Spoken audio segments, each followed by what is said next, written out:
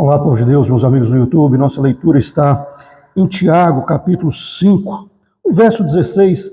Portanto, confessem os seus pecados uns aos outros e orem uns pelos outros para serem curados.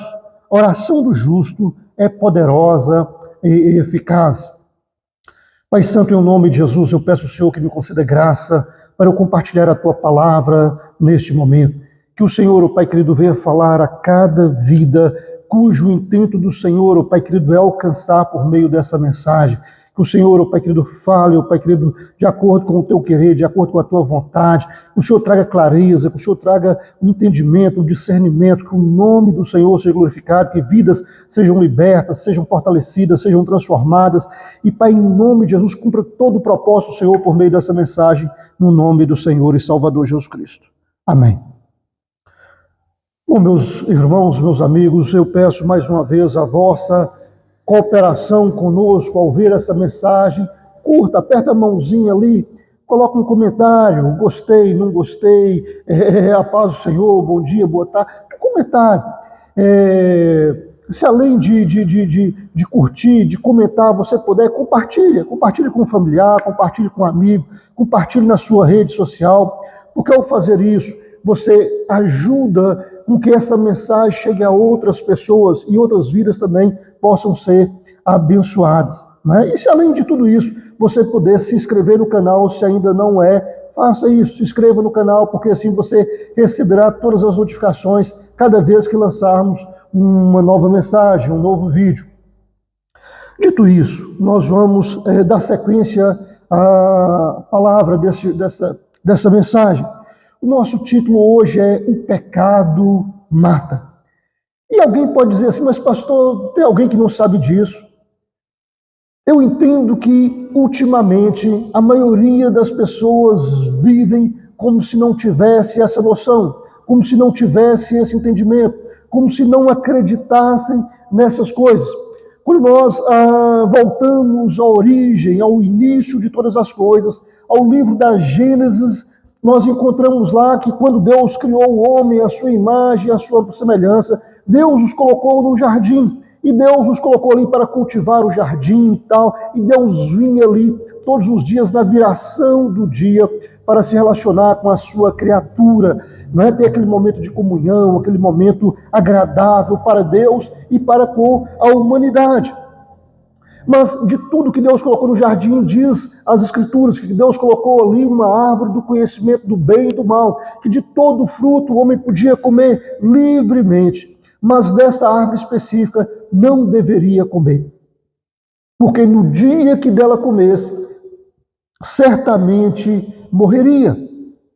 Então Deus coloca ali aquela árvore e diz que ao homem, à humanidade, acessar aquele fruto contra a vontade de Deus, isso traria morte. Então Deus fala com o homem que, olha, no dia que dela comer, certamente morrereis. E alguém pode perguntar, pastor, o que é pecado? Quando nós estudamos a doutrina do pecado, a martiologia, que é a matéria que estuda o pecado e as suas consequências, nós entendemos que tanto no Velho Testamento quanto no Novo Testamento há várias situações que são traduzidas para o português, no nosso caso aqui, como pecado. Não é? Entre elas, errar o alvo, errar. Então, errar é pecado, errar o alvo é pecado. Quer dizer que eu tirei um negócio ali e errei o alvo. Não, não é nesse sentido. Mas você errar o alvo é supremo, o alvo maior. O nosso alvo é Deus, o nosso alvo é estar perto de Deus, o nosso alvo é ter intimidade com Deus, é ter comunhão com Deus, é ter proximidade com Deus, é estar vinculado a Deus. Então, todas as vezes que nós erramos na nossa caminhada, nós nos distanciamos desse alvo, isso é pecado. Mas a palavra que mais eu gosto para traduzir a questão do pecado é quando fala da intromissão da vontade humana em relação à vontade de Deus. Ou seja, quando o homem ou quando a humanidade, ela coloca a sua vontade sobre a vontade de Deus, acima da vontade de Deus. Isso é pecado. De maneira que na oração do Pai Nosso, Jesus nos ensina, ou nos ensinar a nos aproximar de Deus, a caminhar para perto de Deus. Ele diz, olha, venha o teu reino, faça-se a tua vontade, assim na terra como o Senhor. Então, ao eu aproximar de Deus, eu preciso entender que Deus é Senhor, que Deus é Rei, que Ele foi que criou todas as coisas, que eu sou criatura dele. Ah, pastor, mas e a teoria do Darwin? É uma teoria furada. Ah, pastor, você é contra a ciência? Não, não sou contra a ciência, não sou terraplanista. Pelo contrário, eu tenho profunda admiração pela ciência e acredito que Deus capacitou e capacita a ciência para abençoar a humanidade, não é? E vai continuar abençoando, dando ao homem criatividade, dando ao homem capacidade de pesquisar, de descobrir novas curas para outras doenças e daí por diante. E sou totalmente favorável à ciência, não tenho nada contra a ciência, mas a teoria de Darwin não tem nada de científico, ela não pode ser reproduzida, ela é apenas uma teoria, como muitas e muitas teorias que existem aí, que não tem como se comprovar, inclusive no criacionismo, que nós cremos no criacionismo, mas não temos como provar isso. Ninguém pode voltar lá atrás, filmar o momento que Deus criou todas as coisas. Então não pode ser comprovada do mesmo jeito que a teoria da evolução também não pode ser comprovada. Então está no mesmo passo. Eu acho até que mais. A pessoa precisa de muito mais fé para crer na teoria da evolução do que no criacionismo. Porque você acreditar que numa explosão que do nada surgiu, e essa explosão então produziu germes, produziu seres, esses seres foram evoluindo, ganhou inteligência. Você precisa de muito mais fé para você crer nisso do que a fé para crer que um Deus Todo-Poderoso criou todas as coisas no seu devido tempo, no seu devido lugar, de forma harmônica, e Ele governa sobre todas essas coisas, Ele é Senhor sobre todas essas coisas. Não é? Então, assim, nós cremos pela palavra do Senhor, nosso Deus. Refutamos essa teoria porque não é uma teoria científica. Não tem comprovação científica, é apenas uma teoria que não tem fundamentação alguma. Não é? Bom, então continuando aqui, a palavra do Senhor nos fala que, então, pecar é você errar o alvo, é você distanciar de Deus. E Jesus, então, ao nos chamar, ao aproximar de Deus novamente, que é por meio dele nos aproximar de Deus, ele diz, então, venha o teu reino, ou seja, venha o governo do Senhor sobre a minha vida, venha o governo do Senhor sobre a minha casa, venha o governo do Senhor e tal. Venha, seja feita a tua vontade. É a vontade do rei que deve prevalecer, porque ele é perfeito. A nossa vontade é corrompida inclusive pelo pecado. O texto que nós lemos aqui fala sobre a questão do confessar os pecados uns aos outros e orar uns pelos outros para ser curados, mostrando que o pecado ele adoece. E ele não só adoece, como eu disse, que ele mata, porque a palavra de Deus foi clara. Olha, no dia que dele comer, certamente morrerás.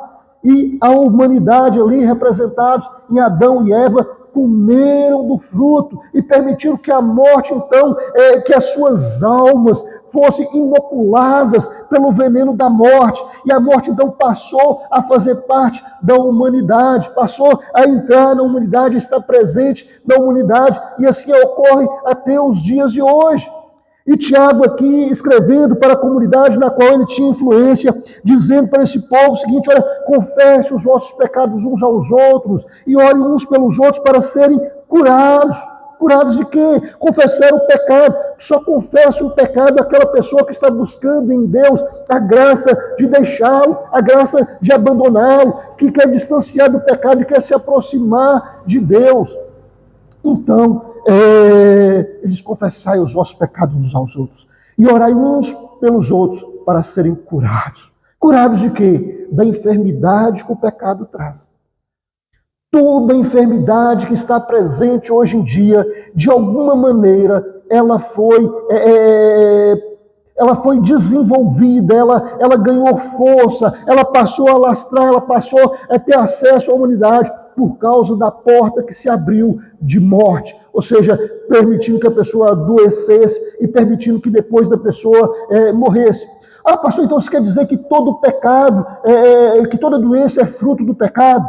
Em primeira análise é sim, em outra não. Ou seja, hoje o pecado já está presente em toda a humanidade.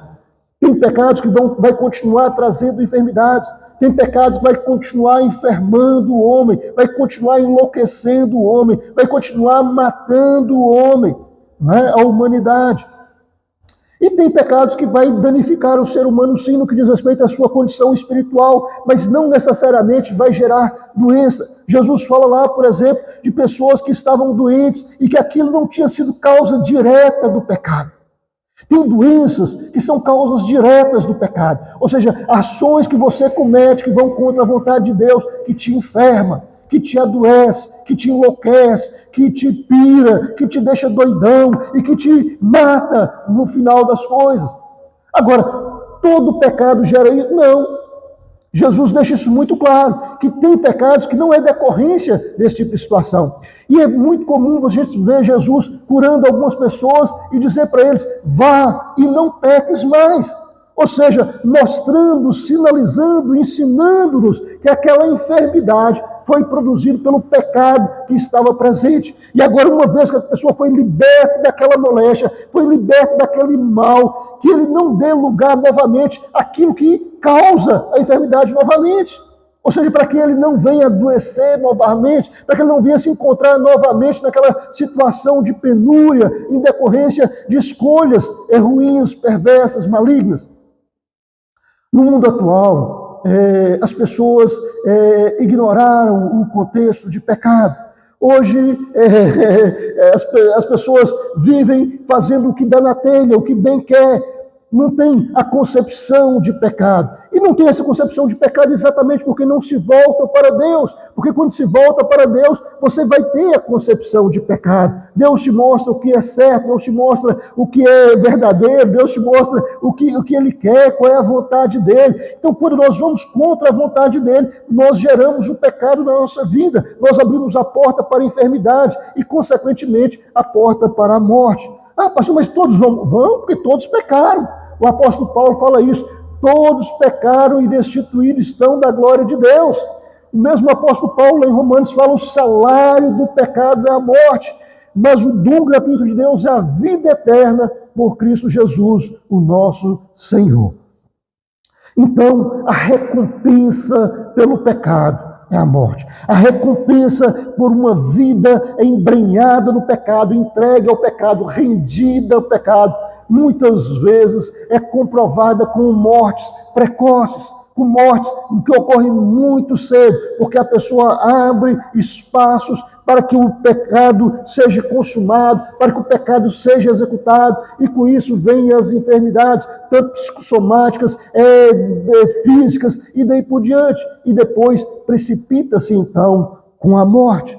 Mas pastor, não tem saída, não tem solução, não tem como escapar dessa situação? Tem. E Tiago, exatamente, ele apresenta para a comunidade que ele tinha influência, exatamente um antídoto. Ele diz o seguinte: olha, confesse os vossos pecados uns aos outros.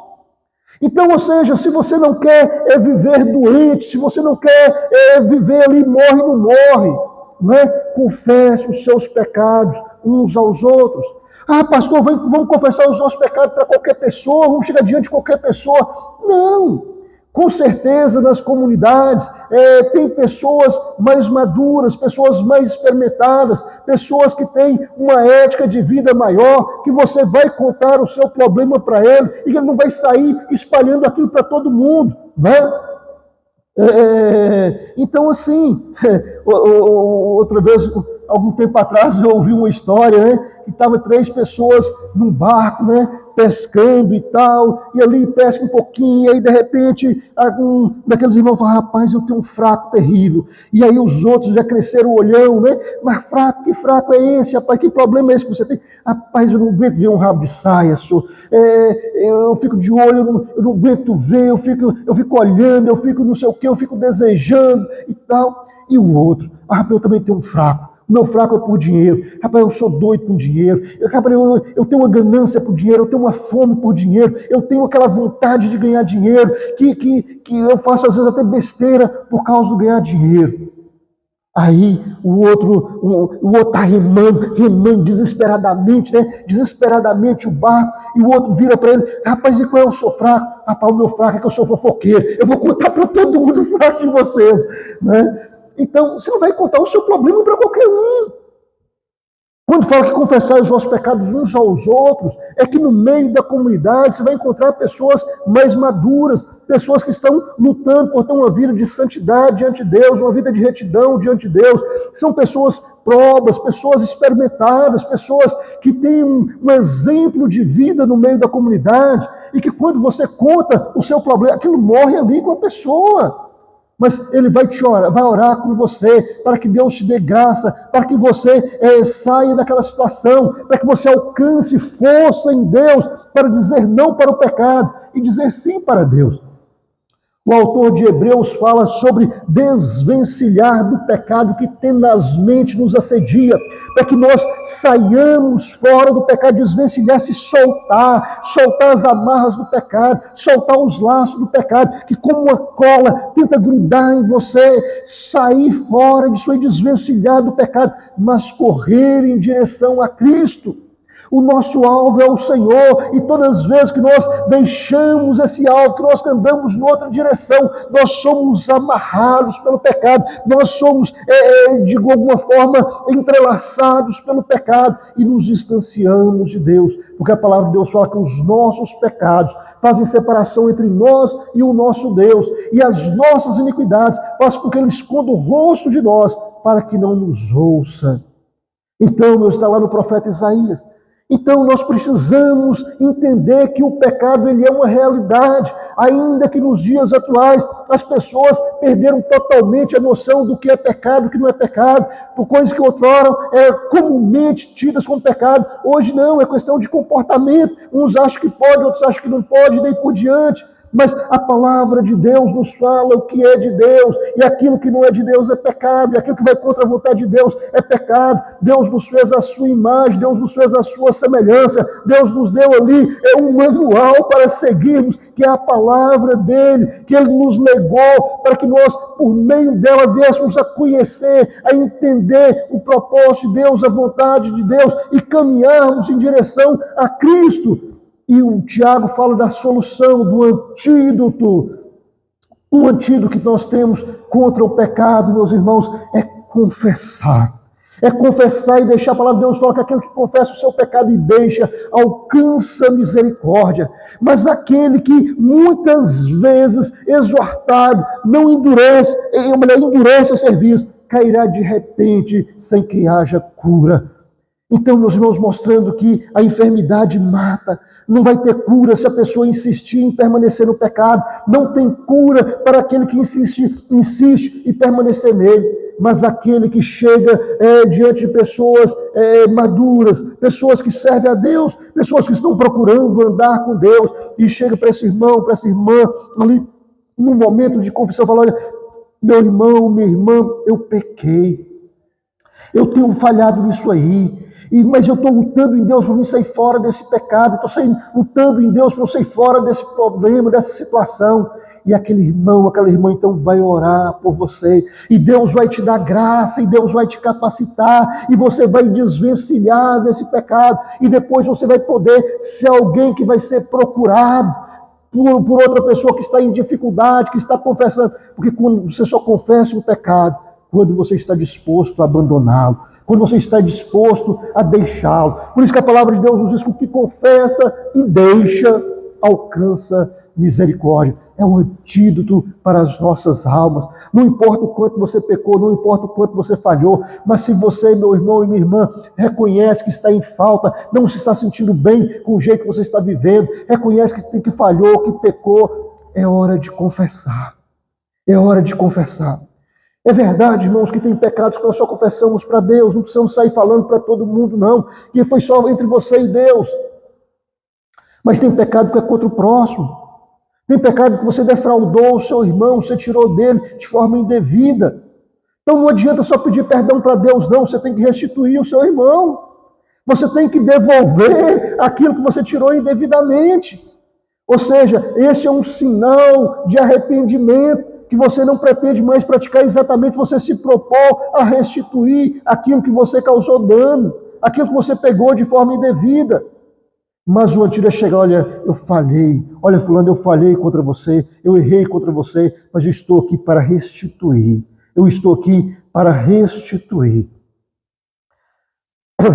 eu lembro que quando era adolescente, né, meu irmão trabalhava em um supermercado e no final de semana eu ia para lá para ajudar a empacotar os negócios e tal, e ganhava ali uma mixariazinha ali e tal. E chegou um fazendeiro lá, ia fazer uma compra muito grande e precisava de caixas para embalar a compra dele. Ele gostava da compra ser embalada em caixas. E aí o moço do supermercado, o dono do supermercado, pediu para eu desembalar, né, umas caixas de ovos, né, e tal. E eu não tinha muita noção de qual empilhamento que era adequado, né. Então eu fui tirando os ovos da caixa e fiz o empilhamento ali, né, para desocupar as caixas de ovos para embalar a feira do fazendeiro lá, né. Chegou um momento que aquele pente de ovos e tornou-se, quebrou um bocado de ovos. E aí, no final do dia, isso era um sábado, o dono do supermercado chamou meu irmão, calculou mais ou menos quantos ovos tinha quebrado e descontou aquilo no salário do meu irmão. Eu fiquei indignado com aquilo, eu fiquei chateado com aquela situação. E aí, todas as vezes que eu subia lá no depósito para pegar alguma coisa, eu quebrava um ovo, eu danificava algum produto, eu estragava alguma coisa, porque aquilo eu achei que foi um ato de injustiça, porque não foi algo feito por querer. Como é que você manda um garoto fazer umas coisas, uma pessoa que não tem experiência, e depois quer cobrar? Eu sei, tem que primeiro ensinar a fazer as coisas. Uma vez que você ensinou, tudo bem, você pode cobrar, mas se você não ensinou como se faz o trabalho, e porventura deu algum dano lá, você não pode cobrar daquela pessoa. Assim pensava eu, e assim penso eu. Mas o certo é que todas as vezes que eu subia lá em cima, eu procurava dar um prejuízo de alguma coisa. E aí passou o tempo, eu saí dali, passou o tempo, meu irmão também saiu daquele lugar, e aí eu fui ficando mais adulto.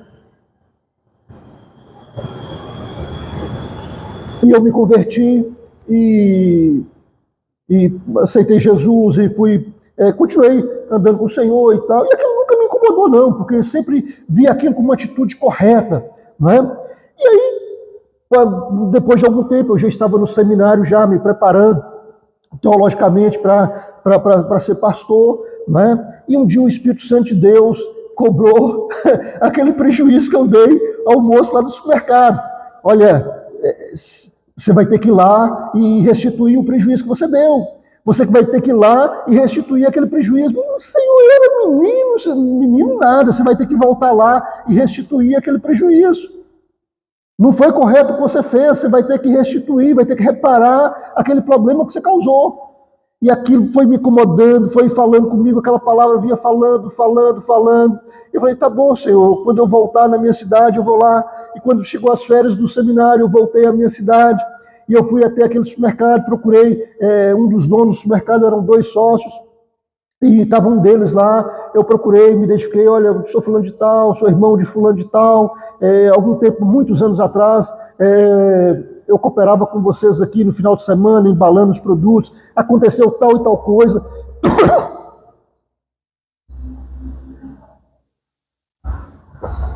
Aconteceu tal e tal coisa, e eu fiquei muito chateado com aquilo, e todas as vezes que eu subia aqui, eu danificava algum produto, eu quebrava um ovo, eu tomava um iogurte, eu fazia alguma coisa para dar prejuízo para vocês.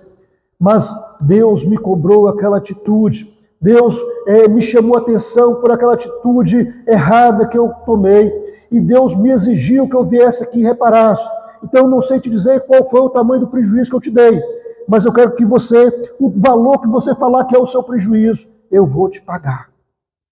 Então, meus irmãos, tem coisa que Deus, você vai chegar diante de Deus, vai pedir perdão.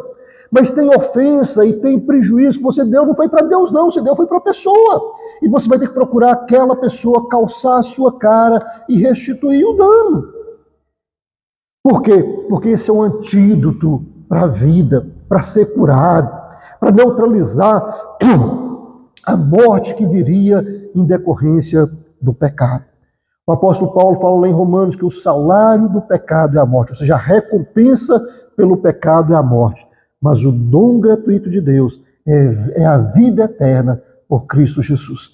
Quando eu confesso o meu pecado, eu uso o antídoto que Deus nos dá para que o pecado não tenha força para me enfermar, para me adoecer, para me matar. Quando eu dou lugar a Cristo na minha vida, Cristo é o maior antídoto que tem contra o pecado. Se o salário do pecado é a morte, o você ir para Cristo é a vida eterna. É saber que ainda que você morra, mas você viverá. Porque do mesmo jeito que Cristo ressuscitou, nós também seremos ressuscitados para habitarmos eternamente com Ele em glória.